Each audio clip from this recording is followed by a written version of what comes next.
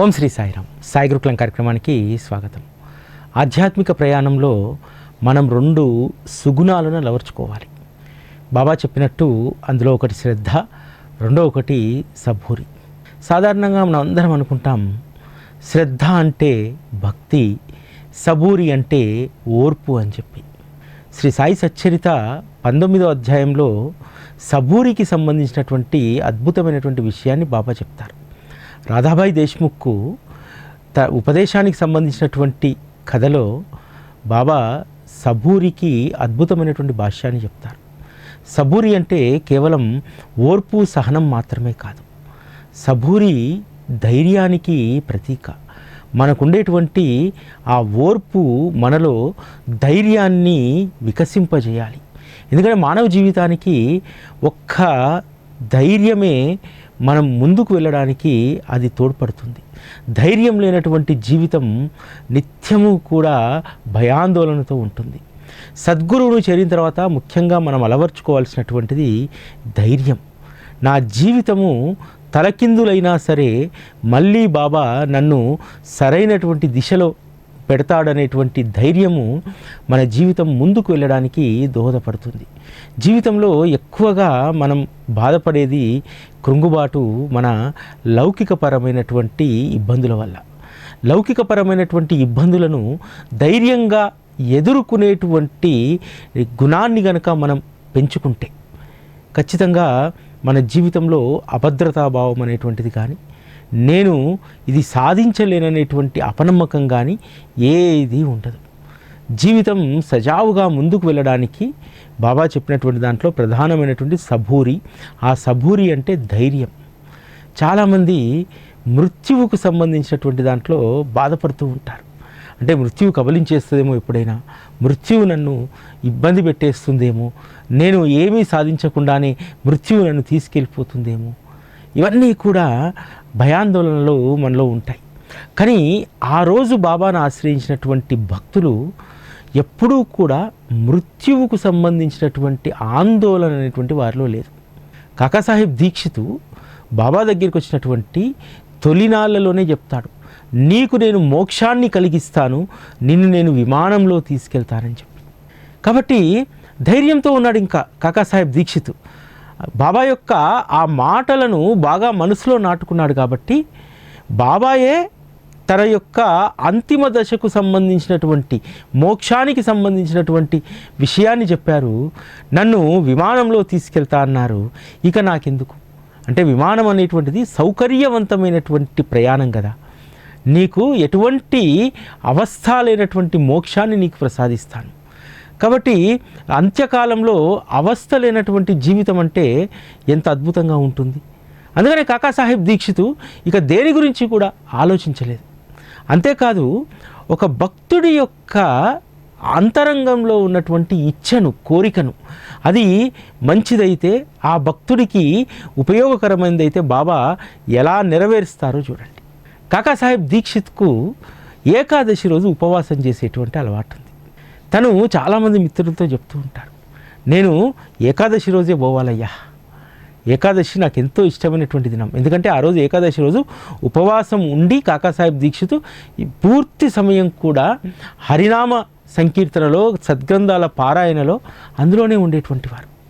కాకాసాహెబు ఏదైతే ఆకాంక్షించాడో ఆ ఆకాంక్షకు సంబంధించినటువంటి దాన్ని బాబా సాకారం చేశారు. అంతేకాదు, వాళ్ళతో వీళ్ళతో చెప్పినటువంటి మాట అయితే అది గాలి మాట అనుకోవచ్చు.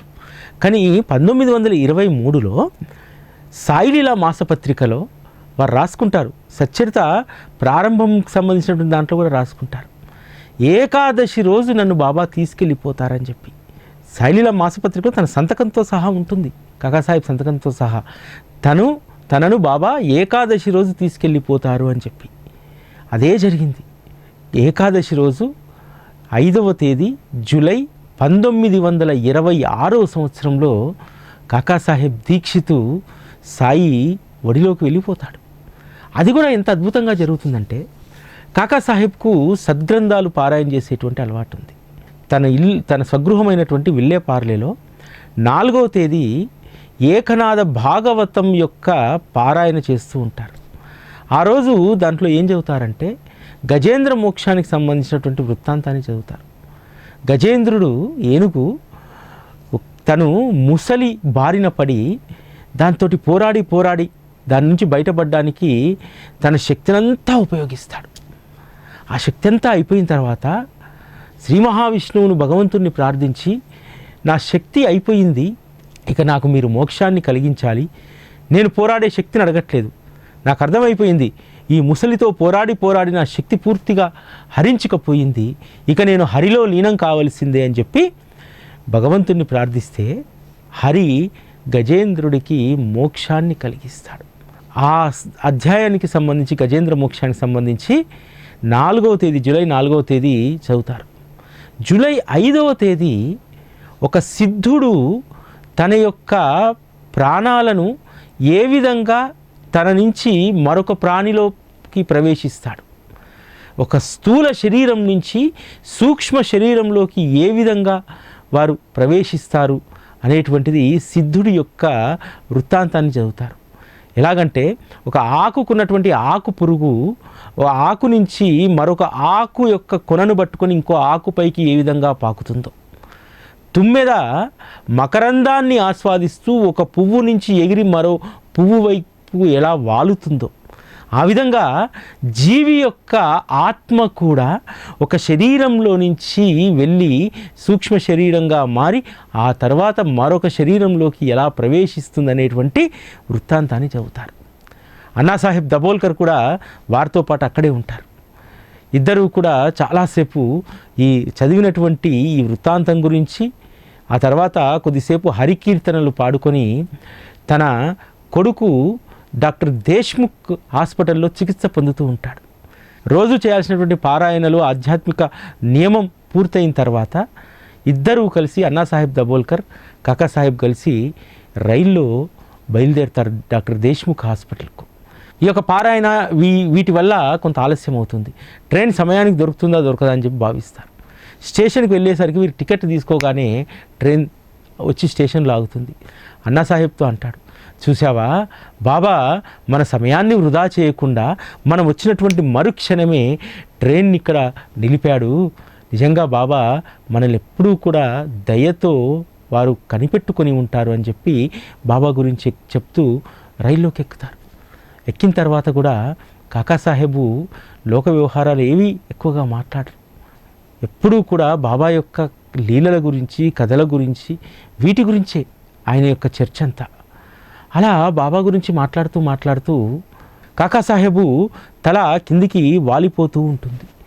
సరే కాకాసాహెబు బాబా గురించి చెప్తూ నిద్రలోకి జారుకున్నాడేమో అని చెప్పి హేమాడ్ పంతు పక్కకు వెళ్ళి తన భుజం పైన తల వాల్చుకుంటే గుండె కొట్టుకోవడం లేదు, శ్వాస లేదు, ఎగశ్వాస కూడా లేదు. దాంతో రైలు నాపిచ్చి ప్లాట్ఫామ్ పైకి కాకాసాహెబ్ను తీసుకెళ్ళి కూర్చోబెడితే వైద్యులు మరణించారని చెప్పారు. ఆ రోజు 5వ తేదీ, జూలై 5వ తేదీ 1926 కాకాసాహెబ్ సాయిలో ఐక్యమైపోయాడు. బాబా రాగానే కాకాసాహెబ్ చెప్పింది, నువ్వు భయపడితే గీపడితే చివరి అంకం గురించి, నీకు మోక్షాన్ని ప్రసాదించేటువంటి దాని గురించి నువ్వు భయపడుతున్నావేమో, అందుకనే కాక నువ్వు దాని గురించి భయపడవద్దు, నిన్ను నేను విమానంలో తీసుకెళ్తానన్నారు. సుఖవంతమైనటువంటి మోక్షాన్ని కాకాసాహెబ్కు బాబా ప్రసాదించారు. ఒక సద్భక్తుడు సద్గురువు నుంచి కోరుకోవాల్సింది ఇదే. ఎందుకంటే అంత్యదశ, అదేవిధంగా మరణం అనేటువంటి, మృత్యు అనేటువంటిది మనం అసలు దాన్ని తలవం. ఎందుకంటే దాన్ని తలిస్తే మనస్సు ఎంతో వేదనకు లోనవుతుంది. చాలామంది మృత్యువు అనేటువంటి పేరు చెప్పగానే భయపడుతూ ఉంటారు. కానీ సద్గురువును ఆశ్రయించిన తర్వాత దాని గురించి భయపడాల్సినటువంటి అవసరం లేదు. చాలా సేఫ్ జర్నీని బాబా చేయిస్తారు. కాకాసాహెబ్ దీక్షిత్ యొక్క కథను ఎప్పుడు చదువుకోండి. మన అంత్యకాలంలో కూడా బాబా అంత గొప్ప అనుగ్రహాన్ని మనకు చూపెట్టాలి, దానికోసం బాబాతో పోరాడాలి. ఎస్ బాబా, నువ్వు చెప్పిన దాంట్లో ఏదో ఒక దాన్నైనా నేను పాటిస్తున్నాను కదా, ఎందుకు ఇవ్వవు కాకాసాహెబ్కి ఇచ్చినట్టు నాకు అని చెప్పి ఖచ్చితంగా బాబా దగ్గర అడిగే హక్కు మనకుంది. ఆ యొక్క హక్కును మనం వినియోగించుకోవాలంటే, ఆ హక్కును మనం పొందాలంటే మనం కూడా కొంత ఆధ్యాత్మిక మార్గంలో పరిణితి వైపు ప్రయాణించాలి. ముఖ్యంగా బాబా మన కోసం నిర్దేశించినటువంటి ఒక జీవన సన్మార్గంలో మనం నడవాలి. అప్పుడు బాబాను అడిగే హక్కు మనకు ఉంటుంది. ముఖ్యంగా బాబా ఏం చేస్తాడంటే, బాబాను మనం సకలం అడుగుతాం కదా, లౌకికపరమైనటువంటివి మనం ఇండిసిప్లిన్గా ఉన్నా ఎట్లున్నా అది ఇచ్చిన తర్వాత దాన్ని అనుభవిస్తూ మర్చిపోయిన తర్వాత కూడా బాబా అంతే ప్రేమతో మనతో ఉంటారు. కానీ ఒక్క విషయం ఏమిటంటే, మనము ఏదైతే మోక్షానికి సంబంధించినటువంటి దాన్ని కోరుతామో ఆ మోక్షానికి సంబంధించినటువంటిది అంత ఈజీగా బాబా అనుగ్రహించరు. లౌకిక విషయాలు ఎందుకంటే అవి నశ్వరమైనటువంటివి కాబట్టి ఖచ్చితంగా బాబా మనకు వాటిని అనుగ్రహిస్తూనే ఉంటారు. కానీ మోక్షాన్ని అనుగ్రహించాలంటే, మనకు సద్గతిని ప్రాప్తింపజేయాలంటే కొంత వారి నుంచి అది పొందడము కొంత కష్టమైనటువంటి పని. ఎందుకంటే ఆయన తత్వ విచారణ చేయకుండా, ఆయన గురు కథా శ్రవణంలో మనం లీనం కాకుండా, ఆయన చెప్పినట్టు మన జీవన సంవిధానాన్ని మార్చుకోకుండా ఇది మాత్రం పొందేటువంటి అర్హత మనం సాధించలేము. మనము సకలం సాధించినా సరే, సకల భోగాలను మనం అనుభవిస్తున్నా సరే, మనందరం ఏం కోరుకుంటాం? చివరి దశ బాగుండాలనుకుంటాం. మరి ఆ చివరి దశ బాగుండాలనుకుంటే బాబాతో నువ్వు ఎలా ఉండాలనేటువంటిది కూడా నువ్వు నిర్దేశించుకోవాలి, ఆలోచించుకోవాలి. ఒకసారి ఆత్మ విమర్శ కూడా చేసుకోవాలి. నేను బాబా చెప్పినట్టు వింటున్నానా? నేను చివరిగా కోరుకోవాల్సినటువంటి దాన్ని, ఆ సద్గతి అనేటువంటి దాన్ని బాబా ప్రసాదిస్తారా అనేటువంటిది ఎప్పుడూ కూడా మనం బాగా గుర్తుపెట్టుకోవాలి.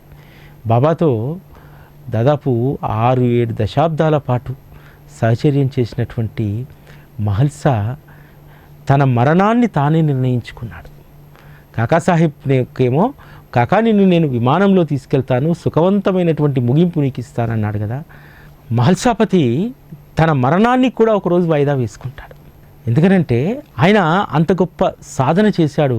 అదేవిధంగా తన మరణాన్ని వాయిదా వేయమని చెప్పి భగవంతుణ్ణి ఒప్పించుకునేటువంటి గొప్ప సాధన మహల్సాపతి చేశాడు. ఎందుకంటే మహల్సాపతికి బాబా సహచర్యంలో ఉన్న తర్వాత వేరే ఇతరత్ర ఏ వ్యాపకాలు లేవు కదా.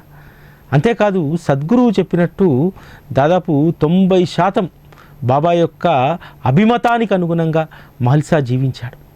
అందుకనే మహల్సాపతికి అంత గొప్ప శక్తి లభించడం జరిగింది. మహల్సాపతి 12 సెప్టెంబరు 1922లో వారు సమాధి తీసుకోవడం జరిగింది. ఒకరోజు ముందు మహల్సాపతి మార్తాండ్ని పిలిచి చెప్తారు, ఈరోజు ఇక నా ప్రయాణం ప్రారంభమైంది, నేను ధామానికి చేరుకోవాలి, బాబా నన్ను పిలుస్తున్నారు అని చెప్పి ఒక తెల్లటి పంచె తెప్పించుకొని, ఒకటి దాన్ని 2గా చీల్చి ఒకటి నడుము కట్టుకొని మరొకటి భుజం పైన కప్పుకొని స్థిరంగా కూర్చొని ఉన్నాడు. మార్తాండు మహల్సాను గమనిస్తూ ఉన్నాడు. వారు నెమ్మదిగా సమాధి స్థితిలోకి వెళ్తున్నారు. అంతకంటే ముందే 11వ తేదీయే కాకాసాహెబ్ దీక్షిత్ను, అన్నాసాహెబ్ దబోల్కర్ను, పురందరేను షిరిడీకి రమ్మని కబురు పెడతాడు. ఎందుకంటే నిర్ణయం చేసుకున్నాడు కదా వెళ్ళిపోదామని చెప్పి.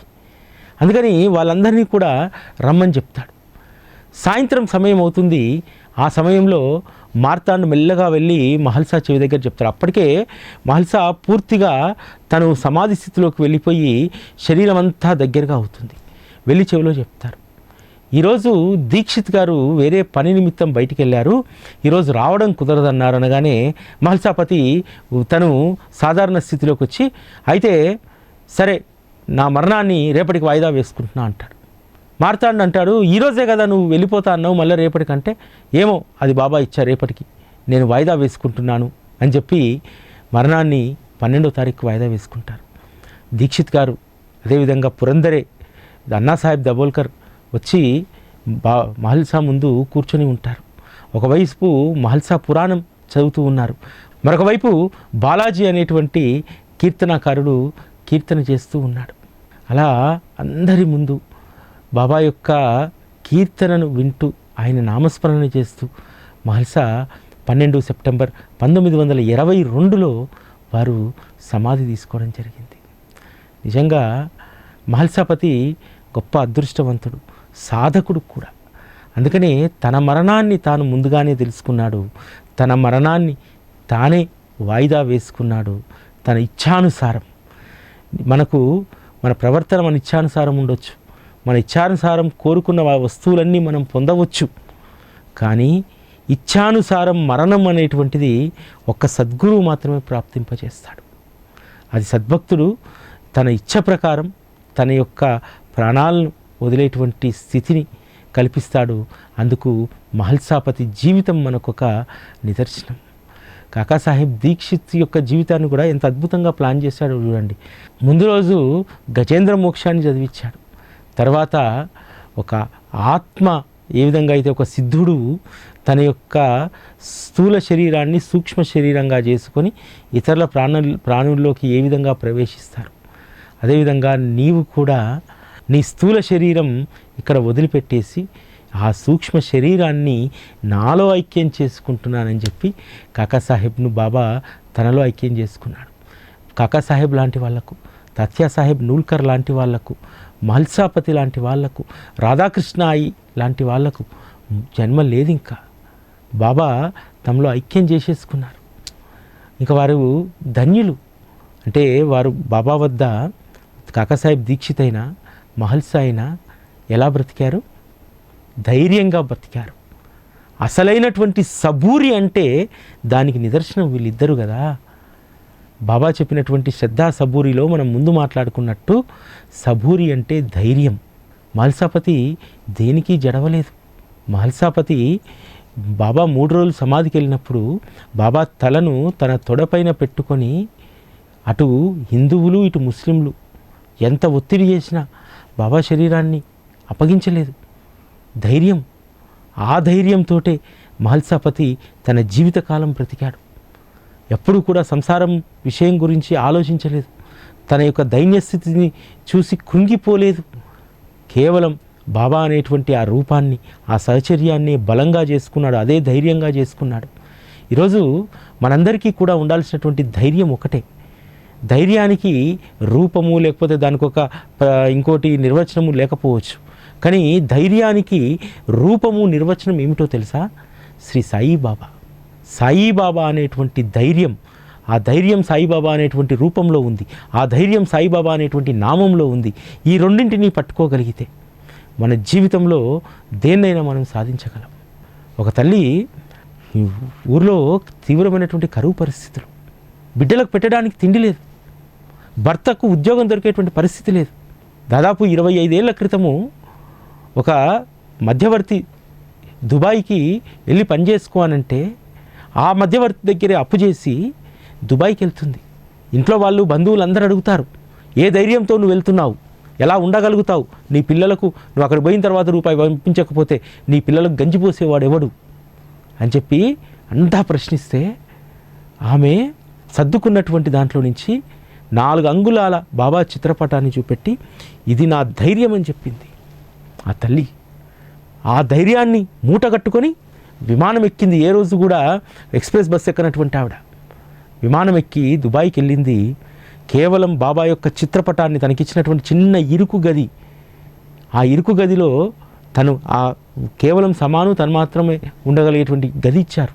అయినా సరే అందులో బాబాను పెట్టుకొని భాష రాకపోయినా ఏమీ తెలియకపోయినా తను దుబాయ్లో 20 సంవత్సరాలు బాబా ఉన్నాడనేటువంటి ధైర్యంతో బ్రతికింది. పిల్లలకు పోషణకు కావలసిన డబ్బును పంపించింది. 2 ఏళ్ళకి ఒకసారి వచ్చింది, మళ్ళీ వెళ్ళింది. ఈ పిల్లలకు మంచి చదువులు చెప్పించింది. ఆ తర్వాత ఊర్లో ఒక ఇల్లు కట్టుకుంది, పొలం కొనుక్కుంది. తర్వాత ఇప్పుడు వచ్చి తన గ్రామంలోనే ఉంటుంది. ఎట్లా వచ్చింది ఆ తల్లికి ధైర్యం? అక్కడెవరన్నా బంధువులు ఉన్నారా? ఏదైనా రాత్రి జరిగితే కనీసం చూసేటువంటి వాళ్ళు కానీ తిరిగి పంపించేటువంటి వాళ్ళు కానీ లేరే. కేవలం బాబా యొక్క చిత్రపటం అనేటువంటి ధైర్యం, ఆ చిత్రపట రూపంలో బాబా ఎప్పుడు నాతో ఉంటారనేటువంటి అచంచలమైనటువంటి విశ్వాసం, ఇది కదా అసలైనటువంటి ధైర్యం అంటే. మనం మామూలుగా చిన్న చిన్న వాటికే అధైర్యపడిపోతూ ఉంటాం, రేపు ఎట్లా అని భయపడుతూ ఉంటాం. మనందరం గుర్తుపెట్టుకోవాల్సింది ఏంటంటే ఆ సాయిబాబా అనేటువంటి ఆ రూపము, ఆ నామము మనతో ఉన్నన్ని రోజులు అసలు ధైర్యానికి కుదవే లేదు. మన దగ్గర కొండల కొద్దీ ధైర్యం మన దగ్గర ఉంది. కాకపోతే మనం దాన్ని పుణికిపుచ్చుకోవడానికి అనేక సంశయాలు ఉంటాయి. మనం ఈ పని చేస్తే ముందుకెళ్తుందా? వెళ్ళదు. మనం చేస్తే బాబా తోడుంటే అది ముందుకెళ్తుంది. చాలా సందర్భాల్లో మనము ధైర్యం చేయలేక చాలా అవకాశాలను కోల్పోతూ ఉంటాం. ఒకవేళ అవకాశం సరైనదైతే ఖచ్చితంగా ధైర్యం చేయాల్సిందే, ముందుకెళ్లాల్సిందే. అందులో ఏమాత్రం కూడా సంశయం వ్యక్తం చేయాల్సినటువంటి అవసరం లేదు. బాబాను ఆశ్రయించినటువంటి వాళ్ళు ఈరోజు అంతో కొంత సౌఖ్యంగా సుఖంగా ఉన్నారు అని అంటే బాబా ఇచ్చినటువంటి ధైర్యం. చాలామందికి మనకు బ్యాంక్ బ్యాలెన్స్ ఉంటేనో, లేకపోతే ఇంట్లో బంగారం ఉంటేనో, ఆస్తి ఉంటేనో ధైర్యం అని మనం అనుకుంటాం కదా. ఆ ధైర్యం కాదు, అసలు భయం. నిజంగా అక్కడ ధైర్యం ఉండదు. కేవలం వాటిని మాత్రం చూసే వాళ్ళకు ధైర్యం ఉండదు, భయం ఉంటుంది. ఎందుకంటే నా ప్లాటు ఉంటే పక్క ప్లాటోడు ఏ గజం జరుగుతాడో, 2 గజాలు జరుగుతాడో, భయం, రోజు భయం.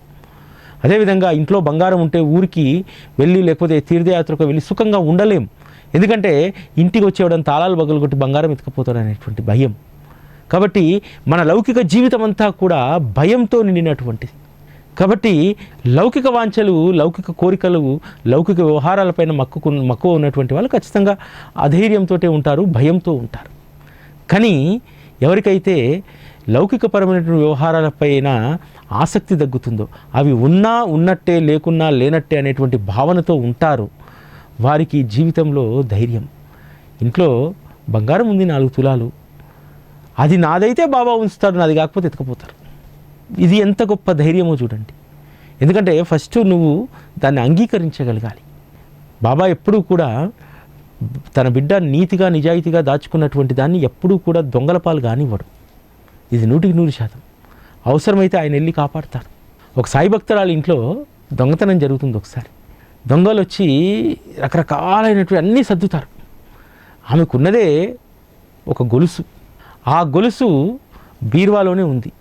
బీరువాలో ఉన్నటువంటి బట్టలన్నీ తూర్పాల పోస్తారు, అన్నీ చిందర వందర చేస్తారు, ఏమీ దొరకదు, అన్ని మామూలు వస్తువులే. తర్వాత ఆవిడ వచ్చి చూసుకునేసరికి ఇల్లంతా చిందరబందర ఉంటుంది.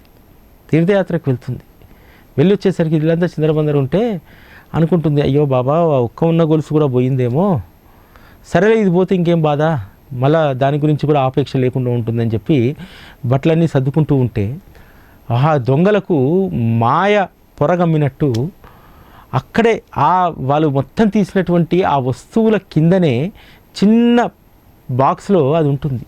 అది బట్టలతో పాటు కింద పడేశారు తప్ప దాంట్లో ఏముందో చూడలేదు. ఆ గొలుసు సురక్షితంగా ఉంది.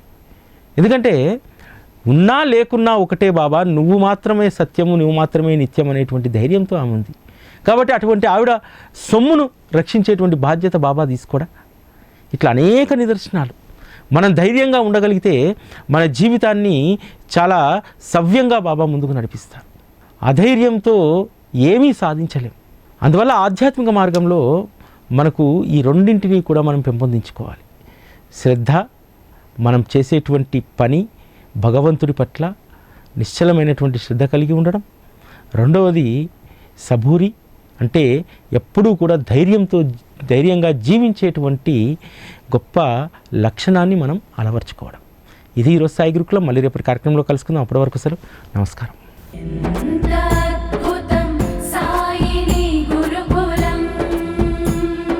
శిక్షణే తప్ప శిక్షలు లేని శరణాగతి సౌదం.